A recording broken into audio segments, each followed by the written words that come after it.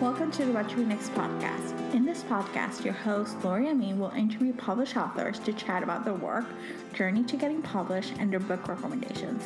If you share a passion for books and always looking for your next read, then join us. Hi, Mimi. Welcome to What to Read Next podcast. Hi, how are you? I'm doing good. How are you doing? I'm great. It's so nice to be here. I'm so excited to have you here. So tell us a little bit about yourself. I'm an author and I also research. I'm probably best known for writing historical romances, but I also write historical nonfiction books and a lot of research articles, mainly on the 19th century. And in the 19th century, I would say I tend to focus more on the Victorian era than the Regency. I love this.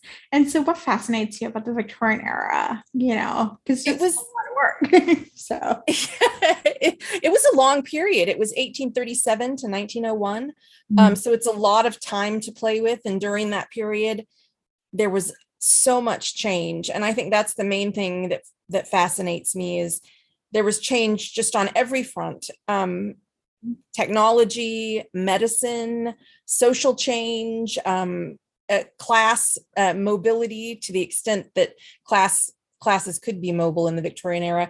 And there was a lot of change in women's roles and how women were perceived and what they expected of life and what they were willing to accept and the rules they decided to break and how they decided to, push boundaries and in every regard, not just in the home or work or school, but even through fashion. So all of it is fascinating to me.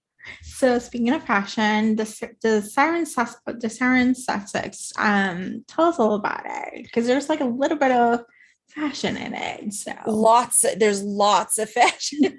The Siren of Sussex is my Victorian romance, my latest one. It's coming out January 11th, so not that far away now. It's coming out. Maybe we'll have to cancel that part. Yeah. I realize I just said the same thing. It's coming out January 11th, and it's set in 1862 London. It features Ahmed Malik, who's a brilliant half Indian tailor, and he's hoping to expand his client list so that he's not just making writing habits, because in that era, the best writing habits were made by tailors, not dressmakers.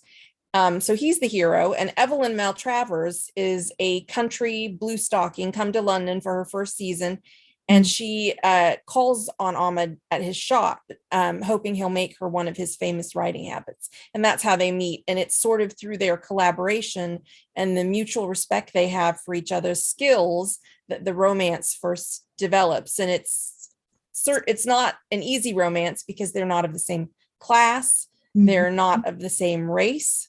And so there are a lot of obstacles, but as they navigate them, there's also lots of gorgeous gowns. So what was the seed of inspiration? Like what led you to start writing about this, this book? Ahmed Malik is a character who was a supporting character in my Parish Orphans of Devon series. I'm trying to think how to describe him without giving too much of his history, but in the book that he's in, A Modest Independence, you do see that he has this talent for making dresses. And specifically, he's able to tailor things in a way that really brings out a person's unique beauty. He's not just trying to force people into fitting a particular mold. He just has a talent for making women beautiful. And so I always knew that he was going to be a hero of a future book. And then during research, I always pick up these little things when I'm researching for other stories or articles. And I read about the pretty horsebreakers, Victorian courtesans in London during this period, and their gorgeous habits, how they rode in Rotten Row. And so that was sort of the seed of inspiration to make the heroine an equestrienne, not a courtesan, but one of the women during that era, the young women who, when they came to London, tried to copy the courtesan style. Because a lot of women actually did that, trying to get noticed, because the courtesans drew a crowd in Rotten Row, which is where people rode. And so it was just a way to get noticed during the season when a lot of people were staring at these really fashionable courtesans on their horses. I love this. And so, what sparked joy for you in the past couple of years? You know, it's this the past couple of years have been hard with Mhm. the pandemic, and I've had a lot of illness in my family. I'm I so- always, oh, thank you. I always escape into books, either Mhm. reading them or writing them. So definitely reading books. I'm lucky that I get some in advance, so I Mhm. get to read some things before they come out. One of the books I read recently that I felt was really joyful and almost, I don't want to call it soothing because it wasn't without excitement, but just something about it. It was like watching Pride and Prejudice or Sense and Sensibility, a BBC historical costume drama.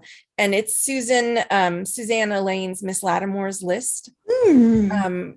And I think that just came out earlier this year. Mhm. Um, but I really enjoyed that. It just had so much of the things I love about the Regency era, the manners and the courtship rituals and the verbal jousting, Mhm. um, all set against this very elegant backdrop. It was really enjoyable.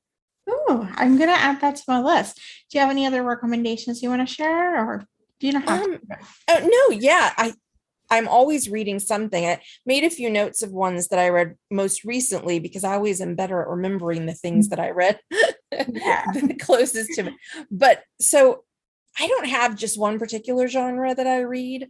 I'll read most anything. I was thinking about this the other day and I realized that I'm probably the only genre that I don't really read is Westerns. I don't think I've ever read a Western, Oh. but I know I was like, Lonesome Dove or Larry McMurtry. I've never read any of those, but I love everything else. And I read for the night, I did a 19th century one, a World War One novel, and then a World War II novel. So the 19th century novel was Jane in the Year Without a Summer by Mhm. Stephanie Barron. And it's a mystery, actually, but it's set during the Regency. And Jane Austen is actually sort of an amateur detective.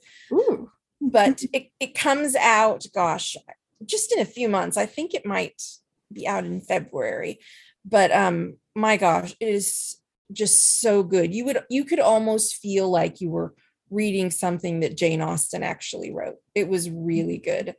And then I just finished a World War One historical romance. It's actually more historical fiction, and it was called The Woman at the Front by Mhm. Alicia Cornwall.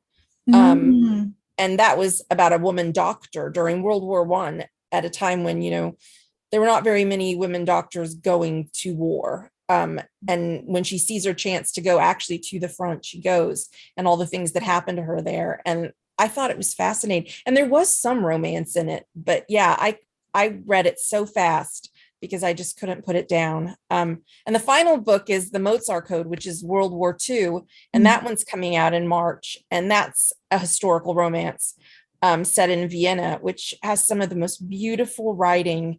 You feel like you're actually in Mhm. Vienna. It's so lush and descriptive. So it's by Rachel McMillan. I'm not sure if I already said that, but I like to call her books. They're just like a very inexpensive ticket to visit another country Yeah. because you really feel like you're there in her stories. They're so beautiful. But yeah, I could go on and on, but I'll stop at three.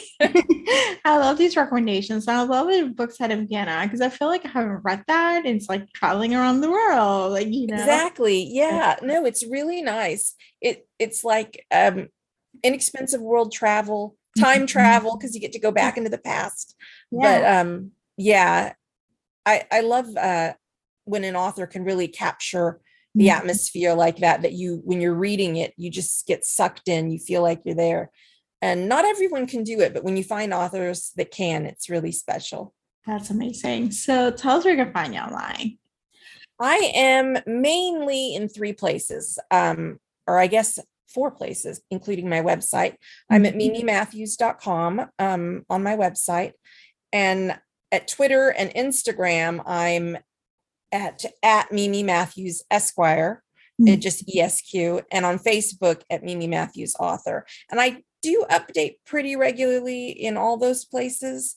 And I'm pretty responsive. If somebody tweets to me, I usually try to answer. So I love to talk to other readers. I love this. Thank you, Mimi, for being on the show. Thank you so much for having me. If you enjoyed this podcast, feel free to share with friends, subscribe, rate, and review the show. This is the easiest way to support the podcast. Today's episode's partner is Libra FM. If you're an audiobook listener, then you should add Libra FM as your go-to source for paid audiobooks.